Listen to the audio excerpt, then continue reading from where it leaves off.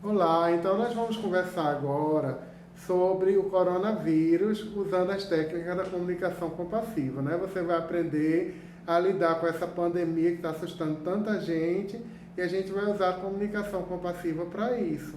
Então vamos lá. A primeira coisa, o primeiro passo da comunicação compassiva é você observar sem julgar. E como é que isso pode lhe ajudar a lidar com a questão do coronavírus? Bom, isso vai lhe ajudar a sair um pouco da esfera do medo, né? Porque tem muita gente em pânico, muita gente assustada. Vale ressaltar que quando eu digo que você vai sair do medo, eu não estou dizendo para você ser descuidado, para você não seguir o que as autoridades de vigilância sanitária estão mandando, não. Você pode lavar as mãos com álcool em gel, pode manter a distância das pessoas, pode fazer tudo aquilo que a mídia preconiza, que a mídia ensina, mas com um sentimento de paz no seu coração, de bem-estar, de tranquilidade. Então, como é que você observa sem julgar? A primeira coisa que você pode observar é que realmente se trata de uma doença onde o índice de mortalidade, de letalidade, comparado com outras doenças, é baixo. Isso é uma coisa observável. Ah, Fernando, mas como é baixo? Está morrendo, morreu 3 mil pessoas na Itália, morreu 8 mil na China. Bom, se você for comparar e se você for observar, a gripe espanhola levou 18 milhões de pessoas. Já a gripe asiática levou 50 milhões, a varíola 50 milhões, né?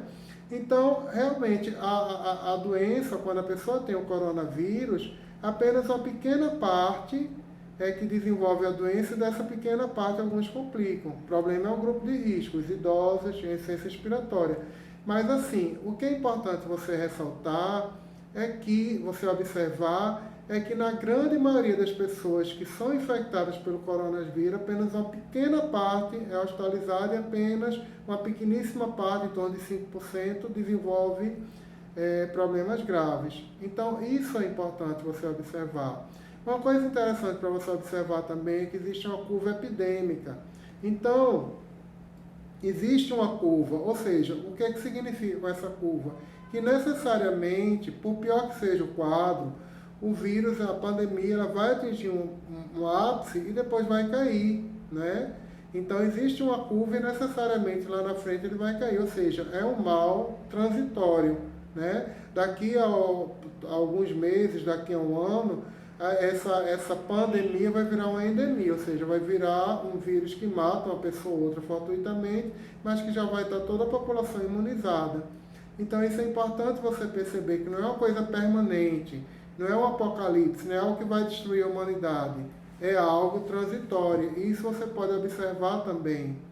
Outra coisa importante para você observar é exatamente o fato de uma maneira geral, né, os idosos serem mais acometidos e os jovens e os mais novos, as crianças, dificilmente têm um problema maior. Às vezes tem, mas é raro, né?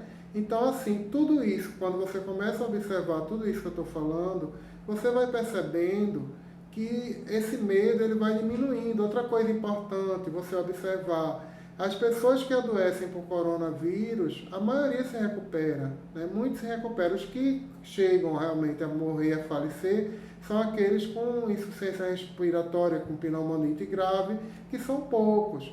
Mas a maioria, principalmente se ele estiver fora da faixa de risco, ele tende a se recuperar. Então não é uma doença feita um câncer, né?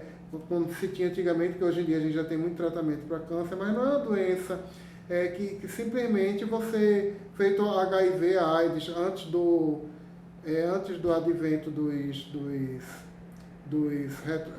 antirretrovirais, né? Então as pessoas tinham AIDS e a maioria morria, quase 100% morria com 6 meses. Eu alcancei essa época, né?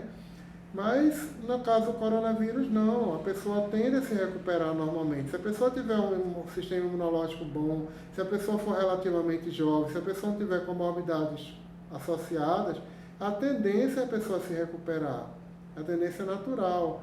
Então tudo isso você pode observar e eu sugiro que, para você sair dessa esfera de medo, você procurar observar coisas boas, procurar tomar os cuidados, quer dizer, a mídia, é importante que você assista a televisão no sentido de você saber quais as precauções a serem tomadas, lavar a mão Está sempre lavando a mão, usando álcool gel, ficar distante das pessoas, obedecer às normas de vigilância sanitária. Esse é um ponto.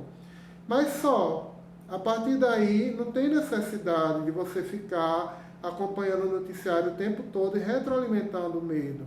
Porque a mídia, nesse sentido, é como se fosse o sal. O sal ele é importantíssimo, você não consegue comer uma comida insossa. Você precisa do sal para poder ter um pouco de sabor na comida. Mas se você bota sal demais, a comida fica extremamente salgada e você não consegue digerir. É a mesma coisa.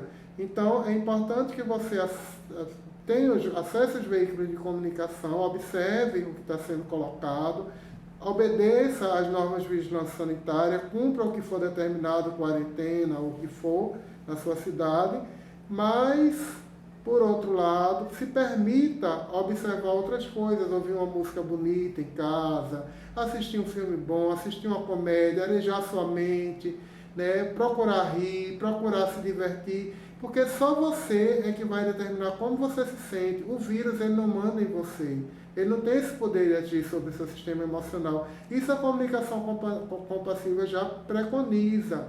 O agente externo, seja uma pessoa, seja um vírus, seja o que for, ele não determina os seus sentimentos, ele é só um estímulo. Ele pode se estimular seu medo ou não. Independente de você estar infectado ou não, independente se você está grave ou não, você pode escolher como você se sente, você pode escolher ficar em paz, você pode escolher se fortalecer, você pode meditar. E é por isso que eu estou fazendo esse vídeo, para lhe ajudar nesse sentido, a você sair dessa esfera do medo e entrar no nível vibratório mais elevado, ok?